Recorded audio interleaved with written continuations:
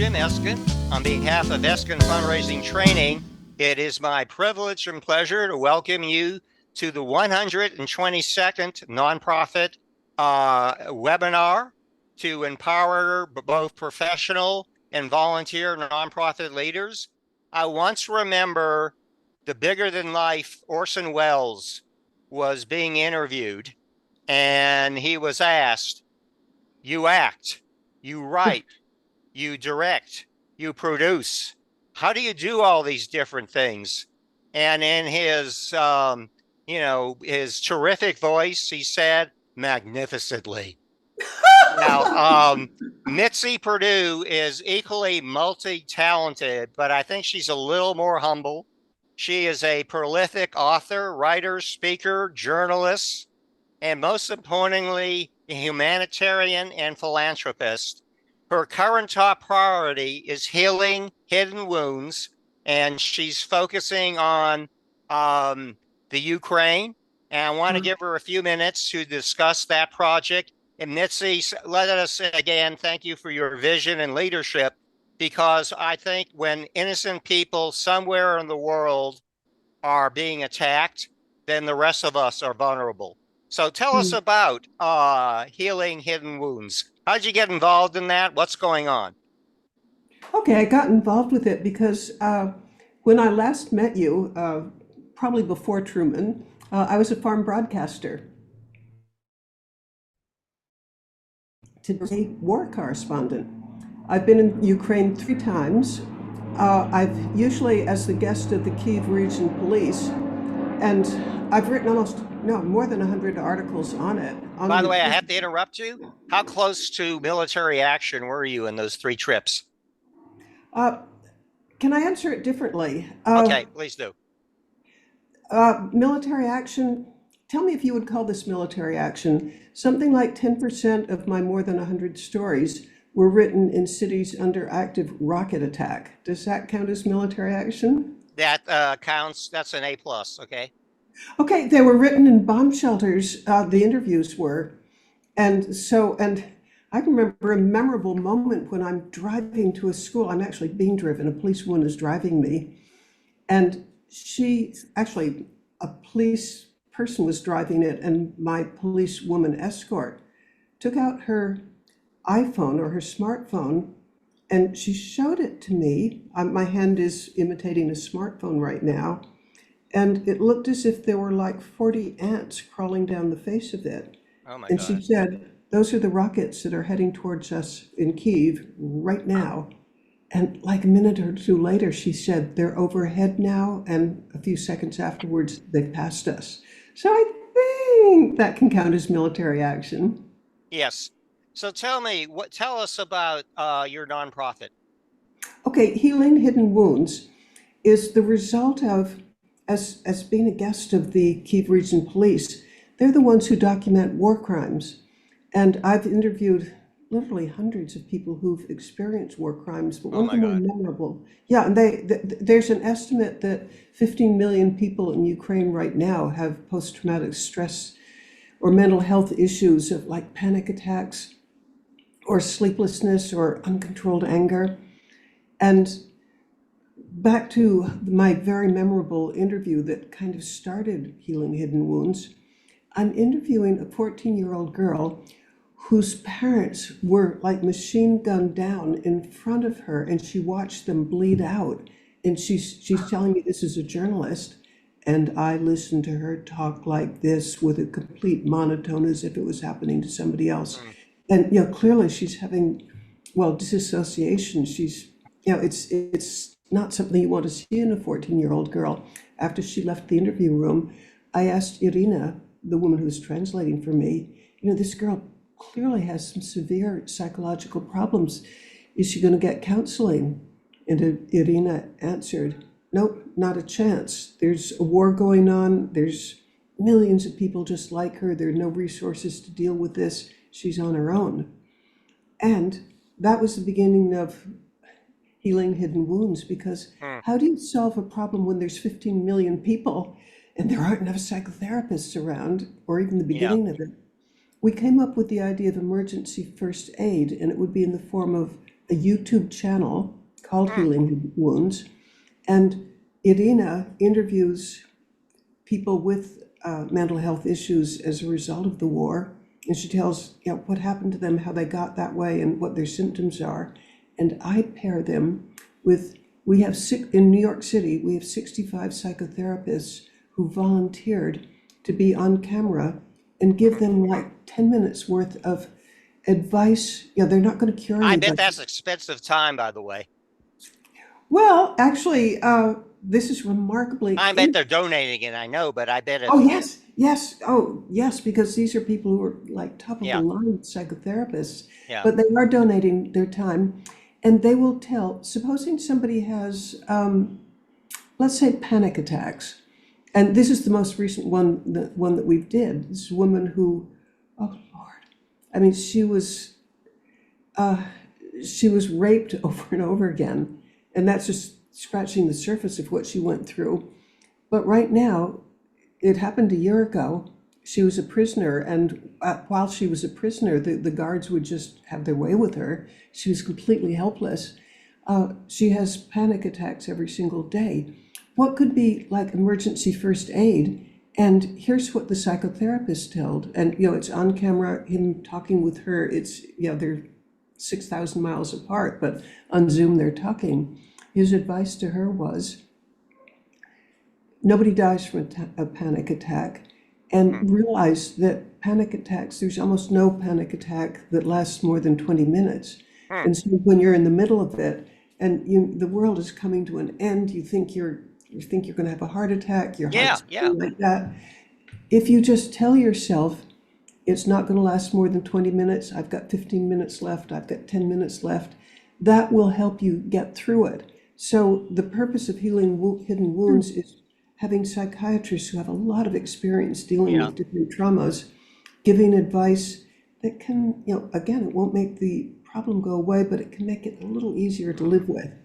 And Yeah. that's what healing hidden wounds is. Wow. That's such a wonderful, wonderful concept. And estimate how many Ukrainians do you think you all have touched? We're in the beginning of this. So at the moment, dozens. Long term, I'm expecting millions. And the super thing is, people that I've talked with this about, like at the United Nations, say that this formula can help people from throughout the world. Hmm. And here's something that I've learned that I find really exciting. There's a program, there's probably dozens of them, but the one that I know of, it's called VEED, VEED. VEED will do translations. It can create subtitles in any different language. You tell the input language and you tell the desired output language, which means that this formula of having victims or people who are suffering from mental health issues, they can talk with psychotherapists, and the language barrier is leaped over with the modern translation tools. Mitzi, this is a completely unfair question, but I'm very good at asking unfair questions. Go for it. We're Yeah. friends. What do you project? What can we expect in the next 12 months? This has now been going on, what, over 2 years? The And war's I been, think, huh? yeah, are we asking about Yeah, the what do you war? project is going to happen? I mean, I thought the Russians were going to run right over them, and the Ukrainian people, led by, a charismatic prime minister, have you met him, by the way? I came this close to it, but I became a victim of a poisoning attempt and I didn't get to meet him. Oh boy. Oh boy. What was that about? Let's see if I can tell it really briefly. The third time I went, I was told, don't return to Ukraine because you're on the murder list. You've written so many articles that are really anti-Putin that you are on the murder list. Didn't take it seriously. Uh, but I was in a hotel and I saw two people by an elevator who my Spider-Man sense said, I don't want to get on the elevator with them. And I can't tell you how they acted, but that's just, the feeling in the back of your neck, don't do it. I walked away from the elevator. I came back half an hour later. They weren't there. I got on. They got on the second floor. Yeah. And I didn't know this at the time, but Putin has neutralized, and I think that means killed, more than 100 journalists. And the way they do it is they get the journalist in an elevator. One person bumps up against the journalist, the other injects them with Novichok, Oh my and God. they never know what happens. And I didn't know what happened And until these, I bet this includes a lot of American journalists. actually not so many. I know of European and Russian ones. I've talked with them. But Okay. anyway, I get to Okay. my room and I'm having this terrible trouble breathing, and it's like a boa constrictor is making each breath shallower. And I know that I should roll over in the bed and call the house phone and say, "Help, can't breathe." I couldn't do it. I couldn't move enough. But I could still Oh my God. type. Well, I could still type on my iPad, which was on my lap. And I have a Polish friend, and I typed, "Help, can't breathe, room 407." And he called the front desk, and it happened that the airport emergency ambulance was right in the driveway, and they got there within minutes, and they injected me with the antidote to Novichok, which they have on hand because the drug lords in Poland and the drug lords from Russia are killing each other off as fast as they can, and Novichok is the way they do it. So the EMTs, the ambulance people, had the antidote, and I'm here to tell this tale. But I was pretty sick for like 4 or 5 days, too sick to travel, and I when I got home, an X-ray showed that part of one lung was completely Oh my collapsed, and I God. had heart issues, and I was told that I might even lose all my teeth. Fortunately, You have a I'm pretty good smile for that. well. Everything resolved in like a couple of months, but I did come pretty close to eternity. I mean, if Well, if Marek hadn't gotten my text, I wouldn't be here. well, we're so glad that God smiled on you. John Largent has flashed, if I can use that word, your website address. Tell our listeners how they can support um, healing hidden wounds. Okay, the way to do it is it's a little bit complex, but contact me and I will put you in touch with the charity uh, that is taking care of it. It's a donor advised fund by Very UBS. familiar with them. Yeah. Oh, good. And they will just make sure that the expenses of like taping, getting the women to travel to where the studios are. I mean, they're not terribly expensive. We can do an awful lot for Yeah. with very little, but the impact is extraordinary. So if they will contact me, I will immediately put them in touch with my donor advised fund. Fantastic. And thank you for carving time. I know you have dinner guests waiting, and we're looking forward. We're going to do a podcast interview with Mitzi. And Mitzi, spoiler alert, you are such a fountain of wisdom and experience and insights. We're going to tap you for a lot more on these shows and to help our brothers and sisters doing nonprofit work. Okay. I will give you everything I've got. I mean, I love I'll what you're take it doing. and I'll double it probably. I'll double down. All Mitzi, thank you right, so much. And I can't wait to continue reconnecting after the post Harry Truman days. Okay. Give me a fist bump. a deal. And now we're moving on to our primary subject matter expert who defies again a introduction. Let me just say, Marjorie Hope lives in Boca Raton, Florida, which is not chopped liver, but she truly is a citizen of the world.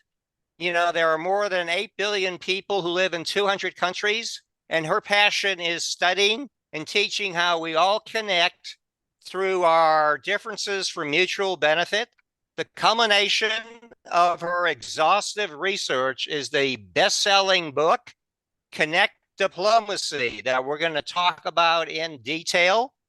And right now, she's in the midst of a comprehensive media blitz, and she presents a compelling case on how similar we all are in achieving the fullest and best lives through the lessons that enrich our minds, bodies, and souls. I'd like to start, they say an image is worth 1,000 words. John, can you put up the slide? I want you to start with this story because I think if you were to take, how many pages is Connect Diplomacy, by the way? I believe it's about 374. Okay. If you were to condense it, I think it's people are people. Okay. Can you give us a little background? Who's your friend here?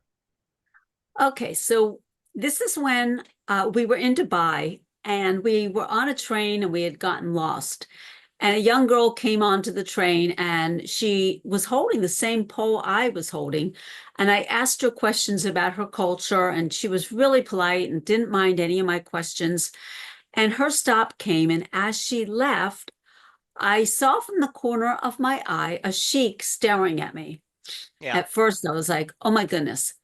So I said Hey, to by the him, way, was that the first time a sheik has ever stared at you? well, I noticed in town they didn't seem very friendly or happy to me. Okay. So when I saw the sheik staring at me on the train, I said, I hope I didn't do anything to offend you. I wanted to learn about your culture. And he smiled and he laughed and he said, no, I just care about money.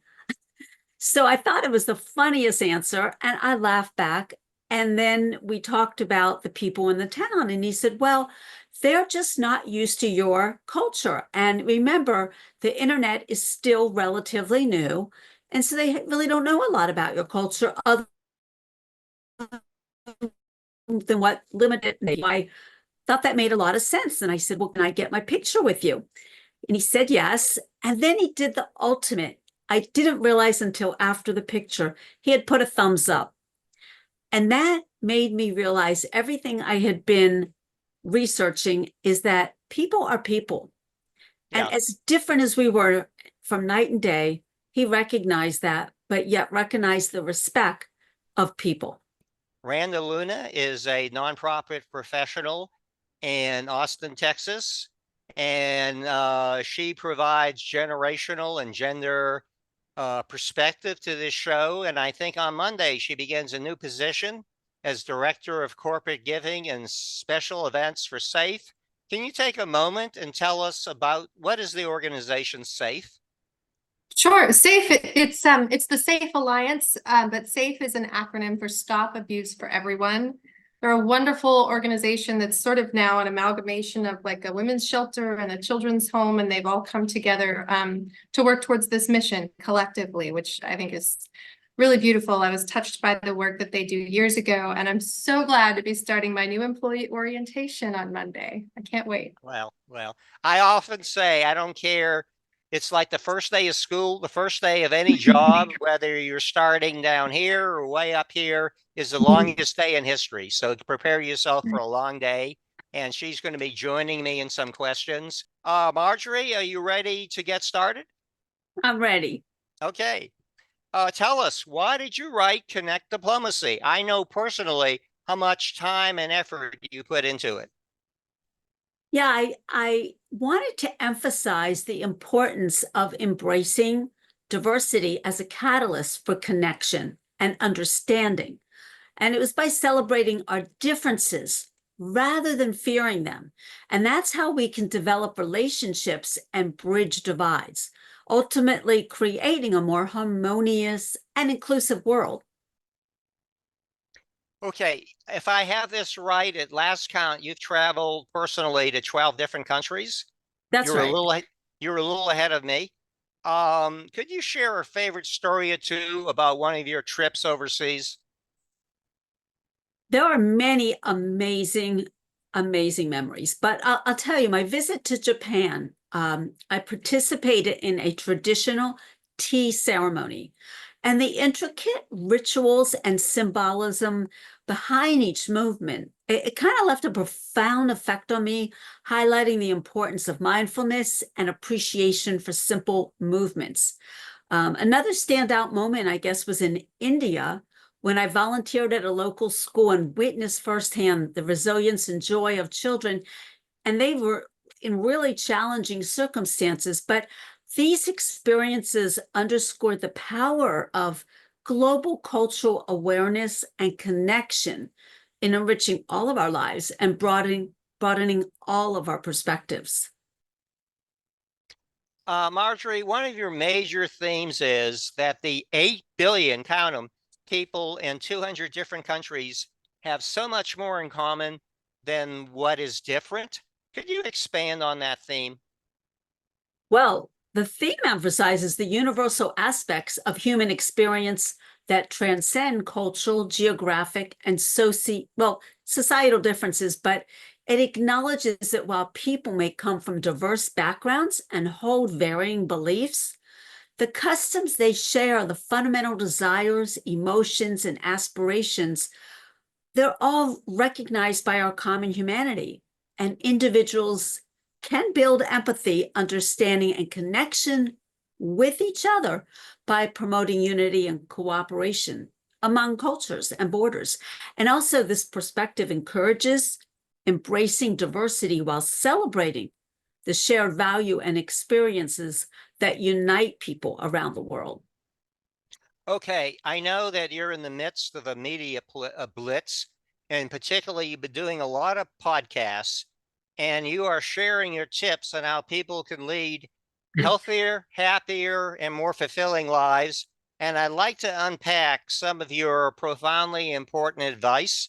First of all, you declare, I take this as not literally, that people should eat a frog each day. What do you mean by that? So, eating a frog every day is a metaphor, but it encourages tackling the most challenging or unpleasant task first thing in the morning, Really? rather than procrastinating. That's like eating your vegetables first.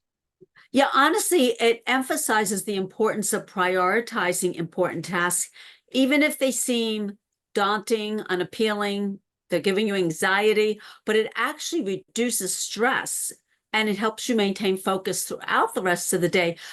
You know, by addressing the most critical, difficult task early on, you can actually set a positive tone for the day. And I'd say take an hour. Some people do 2 hours, but get rid of all of that and then free up your mental energy for more enjoyable activities later on. And you can say, I got that behind me, right?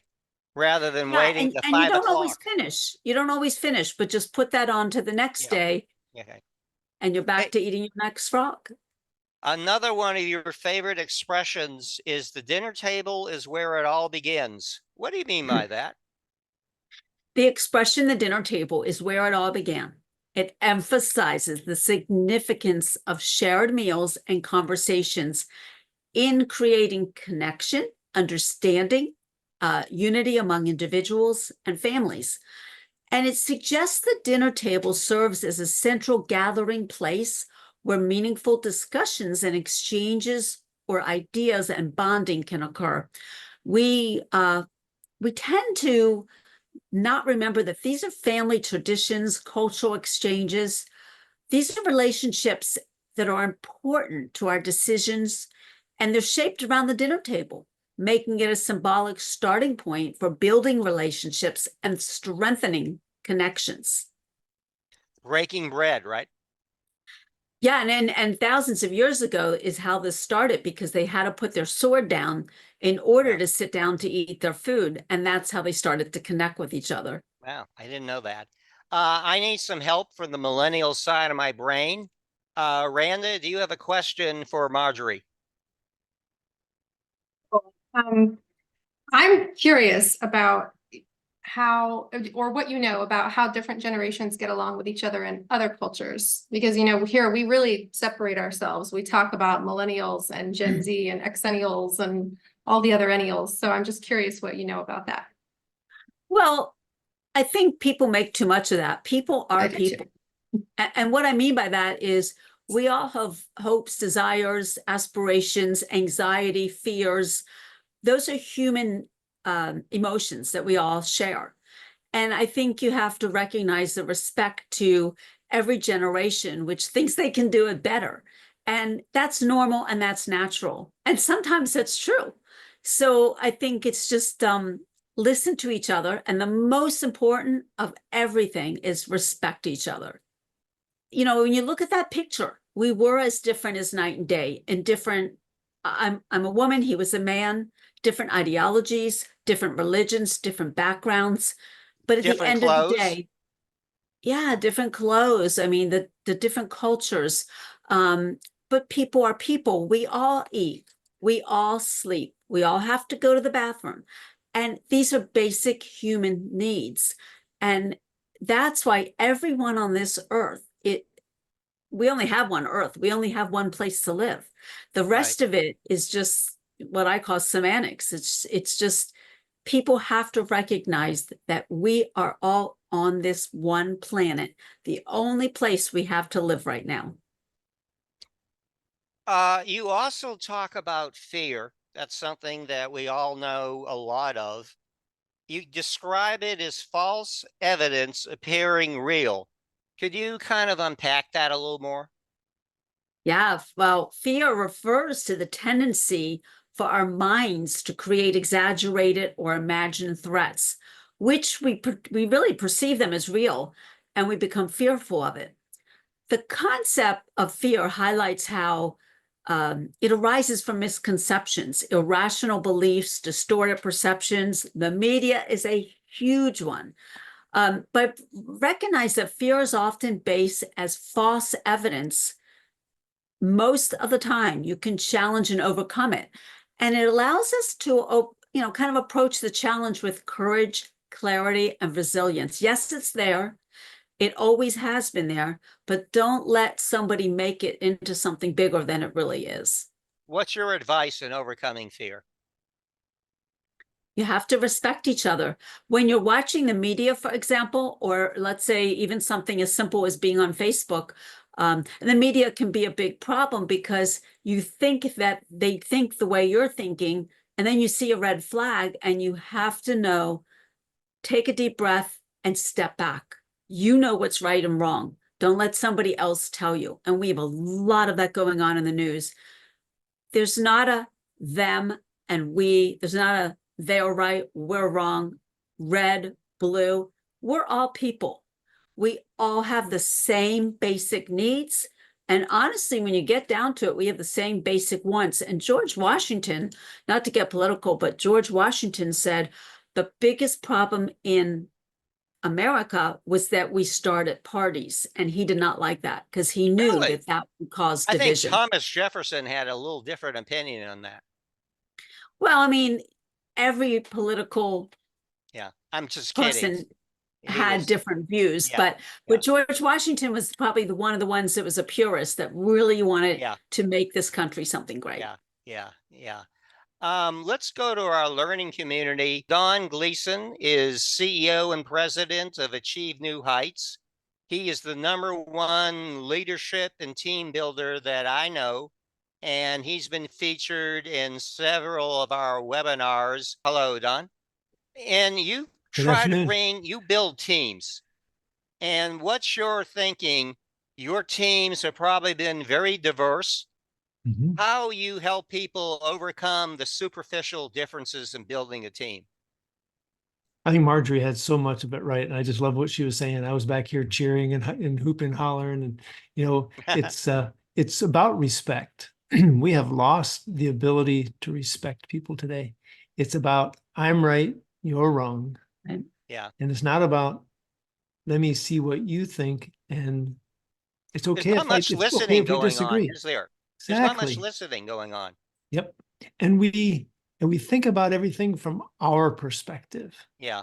What I've really loved is I've talked to my kids who are all 3 millennials, and Marjorie, I don't know if I just agree or disagree that we put too much time into it because we are different based upon the technology and so many other things.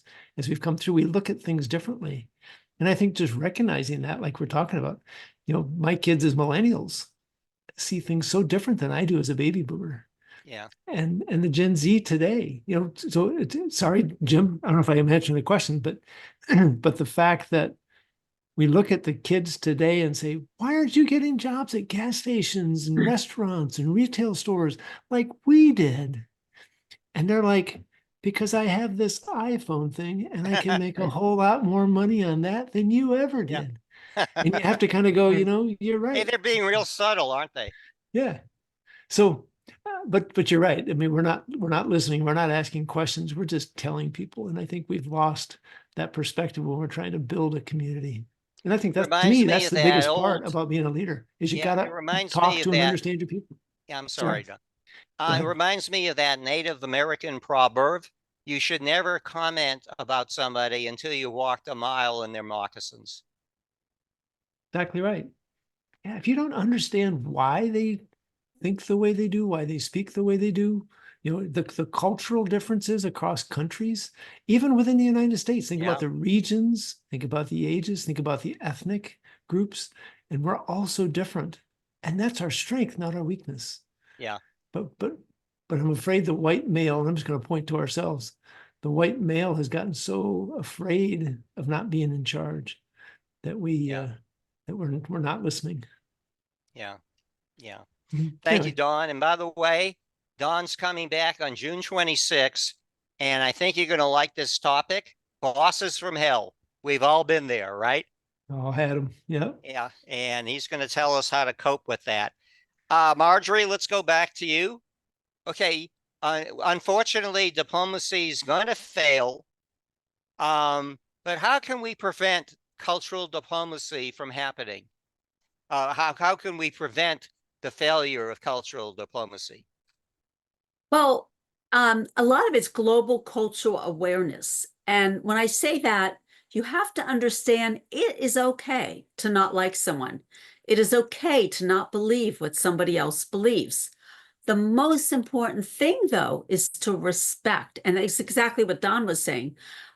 Respect is all we really need, and that it emphasizes the importance of building the cooperation among individuals. When we have that respect, and again, we can agree with their differences. Yeah. In my book, I say connect through our differences. That's exactly what it is, because regarding whatever the differences are, we can create an environment where dialogue and collaboration thrive, which promotes the inclusivity and the diversity and social cohesion. But this is the only way we can come to a peaceful and interconnected world, Okay. because our world has gotten much smaller. Yeah. I want to push you a little further on that. You said it's okay. I don't like you. I don't Yeah. believe in what you believe in.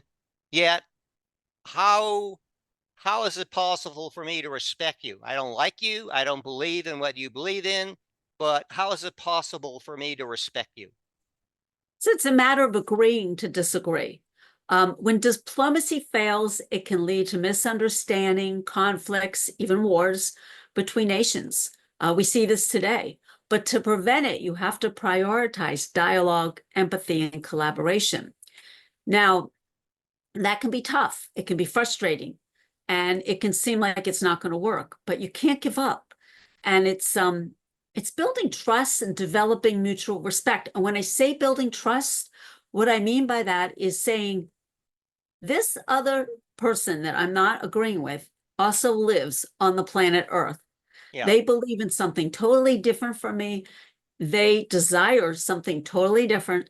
I have to find the way to connect with them that we can both agree on something. And eventually, those agreements, those perspectives are key to maintaining a diplomatic atmosphere and keep conflicts from escalating. Yeah. Yeah. Randa, let's go back I'm going back to the millennial side of my brain. Do you have another question? Always. I'm curious about, what do you know about how other nations handle DEI issues? It's been such a big topic, I feel like, and one that's argued about frequently too. So I'm very curious how other places are handling that conversation, or if they're not having it the same way. Well, life is very complex right now, and they all handle it differently, by the way. There really is no certain way any of them are handling it, except for, I guess, really just taking a deep breath and saying, where do we go from here? I think the approach to what we see going on right now is that there is no set pattern. It's kind of like, what do we need to do to practice the techniques to maintain peace and extend the patience of dealing with different countries and people, which, by the way, we've never had to do that as much as we do now. There was an ocean between us, which, by the way, there's still that ocean, but it doesn't separate us anymore because we're so connected through the internet. So I guess the answer is there is no set way. It's just a matter, and every country's handling it differently. What are the easiest and quickest ways to open the door to people of different cultures?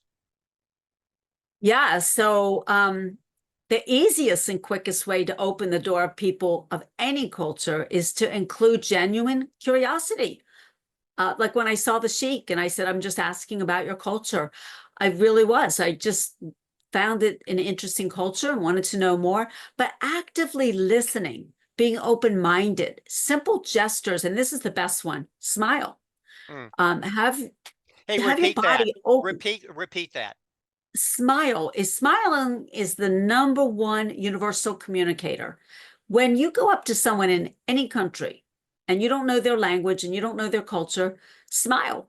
Hmm. You're being open. It opens up your body awareness to them and them to you.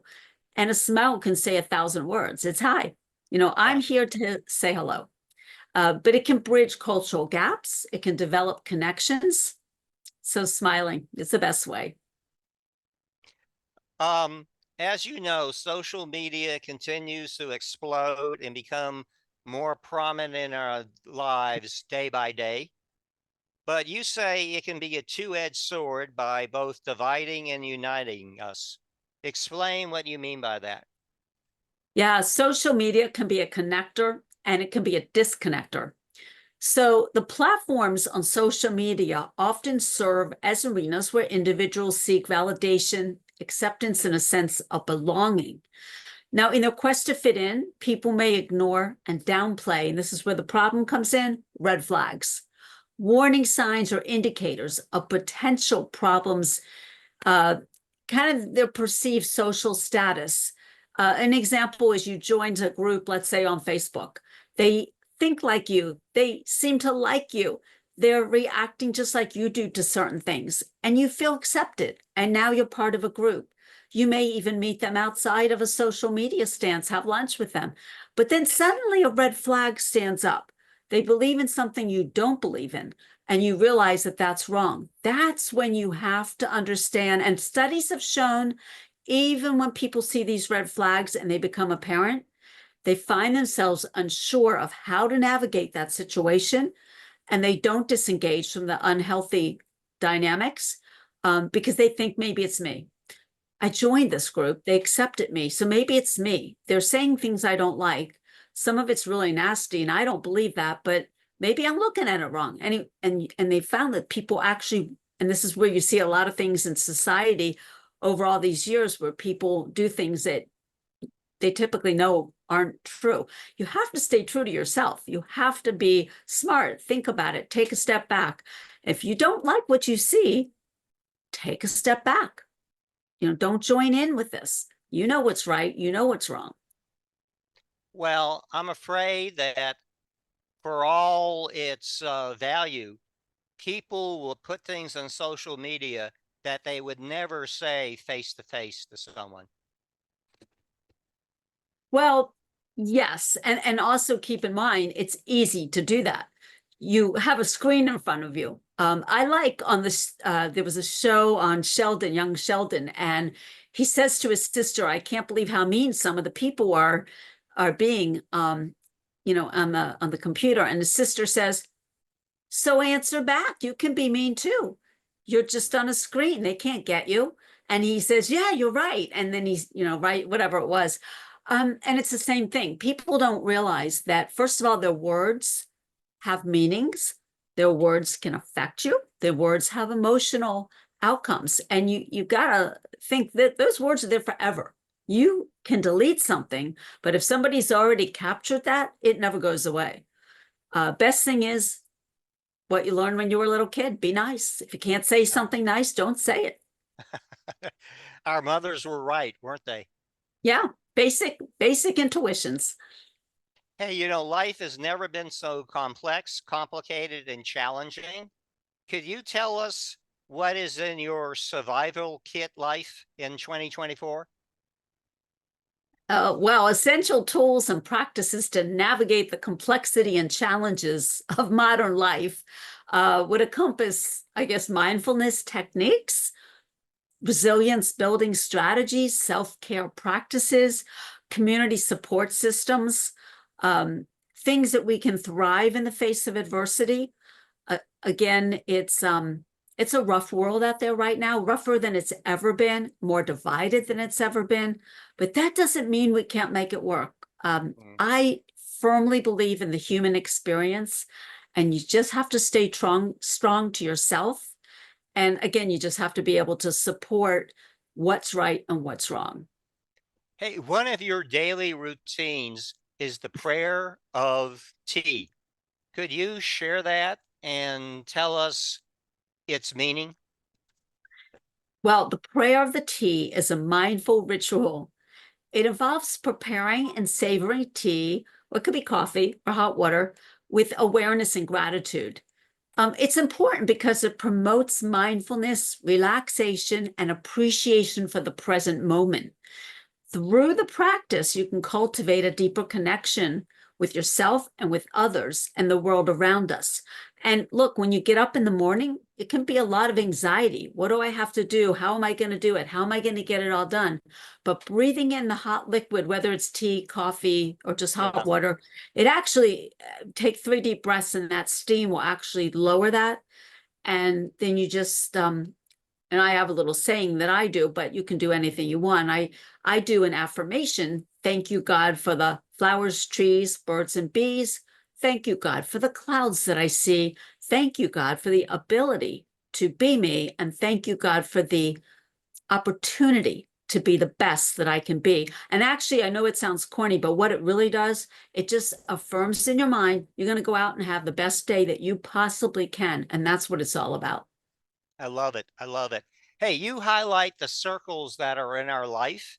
Explain, what are the circles in our life? The circles in our life represent different aspects or domains such as family, work, health, hobbies, relationships.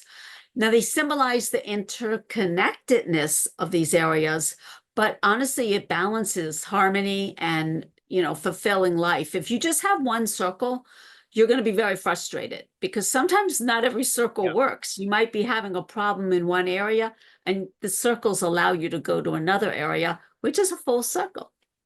Yeah. Randa, how about let's hear from a millennial? I had one other question that I wanted to ask you about. And it's come up before. I think sometimes that my generation and younger, we feel a little disconnected from big traditional businesses, whether it's corporate or nonprofit companies.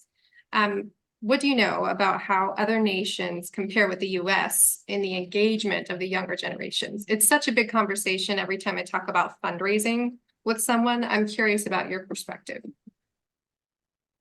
As far as going in different countries, the biggest differences are, I guess, traveling, the difference, convenience, structure, guidance, the pre-accommodations, the problems that you can encounter. But I think it's different. I would say the best thing you can do is to have no expectations. Go in with a smile and realize that, and I've been on so many different places where everything did go wrong, but yet it didn't go wrong. I'll give you one example. Hey, what do you mean I by was that? in Japan, a great example, and we were looking for some place to eat after touring the government center, and we were looking and finally found a place, and I saw this group of people in the other end of the room, and I thought, I wonder if I can just go in there because there seems like something going on. And I asked, I guess it would be the maitre d', and he said, "Oh, that's the prime minister." I said, "Really?" I said, and I'm getting I want to go meet him. And he goes, I said, "Can you introduce me?" And he said, "Well, I can't go over there, but you could try." I said, "Okay." So I again, perfect example. This wasn't planned, and it was actually something that had gone wrong that I made hugely right because I was so excited. I went over to him and I said, "Hi." Now, I did know a little Japanese. You have to know some words like hello, goodbye, where's the bathroom, thank you. So I went konnichiwa, and I knew that, you have to bow. And immediately I was able to get his response with a big smile and said, Hmm. I said, I'm from America. And he's like, yeah, I know. How do you like it here? And I said, arigato, which means thank you. And I said, I love it here. And he was so nice and so pleasant. And I remember thinking, if nothing else went right, the rest of the trip, I don't care. This was so special because he understood and greeted me from another part of the world as if I belonged there. And you see how important that is because, like I said, we only have one world, and where we live That's is a leader, different. by the way. To me, that's a leader. That's a leader. Yeah, it was a real amazing experience. And that's my example when you travel. I hope that answers the question right. But it just, you have to go in with no expectations and you will get the apps. Oh, I have one more like that too, Jim. I Okay, was go in ahead, Italy. please. I got lost, really lost, when I'm always getting lost. But I found this lady that looked like she knew what she was doing. And I said, hi, I'm lost. I was in Rome. And she said, she was the Secretary of State of Education. I was like, oh my gosh, this is fantastic. Again, a great experience I was able to make from being lost. But those are the things that happen when you travel. Just don't expect anything and you will get so much more. Randa, I think we should take some clues here. If you see a prime minister, walk up and say howdy. Say hello. I Hey, will. Marjorie, in your book, you introduce so many profound concepts. Another one is called the mind, body, spirit, computer. Help us understand what you mean by that. Um, so computer yoga is something that I kind of started, and what it is, it's designed to integrate movement into your daily life. We all sit at the computer way too long. Yeah, We've got to move because our natural body needs to move. Sitting is not natural. Now, a yeah. really great example, what you can do is put a bottle of water next to the computer and drink it, as you're working. But what's going to happen? It's going to make you have to get up and go to the bathroom. It's So, also going to hydrate you, which every doctor says hydrate, hydrate, and hydrate. yeah. But the movement part, we all get so integrated into our work that we sometimes forget to get up. And you can do all sorts of stretches right there while you're in front of your computer. And that's what you have to remember to do. Can you demonstrate something? Sure. I mean, if you're sitting at the computer and you're kind of feeling antsy, like you've been there for Yeah. a long time, but you've got to get more work done, you're working on an email. There are a lot of things you can do, starting with a stretch with your eyes. Go to the right, go to the left, go up, go down, or your neck. Go to the right, go to the left, look down, look up. You can do things with your arms where I know you can't really see what I'm doing, but circling your Yeah. arms back and forth. Any kind of a stretch or stretching out your legs, going up and down with your leg and twisting your foot, back and forth. It's movement. And that's the most natural thing for our body. Yeah. That is really great advice. Marjorie, I'm jealous of you because you've achieved so much during your life. And one of your proudest accomplishments is the founding of America Connected. Could you tell us about America Connected, its mission, its vision, and its values? America, a lot of things going on in the world that was really disappointing at the time, with a lot of division and a lot of nastiness. And I started a nonprofit that was dedicated to bringing global cultural awareness and connecting nations and people closer around the world by promoting understanding, respect, and collaboration. And it's a vision where diverse cultures connect and thrive together. It doesn't mean that they have to be like us or we have to be like them, but we bridge the divides and build a more united world. Okay, this one is very practical for people in our audience who are thinking about visiting other countries. They're way behind you. Say you've been to 12, they've been to 0. What is your advice on how they should decide where to go? Well, first of all, consider your interests, your budget, your travel goals, and research the destinations of the cultural experience, safety, and accessibility. Example, Japan's one of the safest places you can go. That's just one example, but start with a country also that's known for being tourist friendly and offering diverse attractions to ensure, you know, a memorable and manageable first trip. Also, again, go in with no expectations. When you travel internationally, a lot can go wrong, but think of it as an adventure. And I guarantee you, every person you will encounter will be more than happy to help you. Mm, mm. Hey, what is the difference between traveling on your own and being part of an organized group? A lot, actually. Traveling with an organized group, it offers a lot of convenience, structure, expert guidance. It includes prearranged transportation, But does it mean you have to get accommodation. up real early in the morning? Um, well, depending on the trip you know that you pick, and they include the activities. But in contrast, traveling on your own provides greater flexibility, Yeah, yeah. personal freedom, the opportunity to create a more customized itinerary based on your needs and interests. But there's a lot of perks to the group. Another example, I was in, let's see, it was in Israel, and I got lost again. And I was actually in a church, and they did not speak English in this particular church. Actually, it was a mosque, and they didn't speak English. What they spoke was Spanish that I had in common. I speak Spanish. So I I was like crying because I was younger. This is a while ago, and I thought, oh no, I'll never find my group again. And we were supposed to have buddies, and when you went to the bathroom, your buddy was supposed to say someone's, but my buddy forgot. So, anyways, here I am all alone, and I didn't speak any language but the Spanish that I was able to speak to the monk in Spanish, and he actually was able to, track my group down. And again, being in a group, the bus came back for me.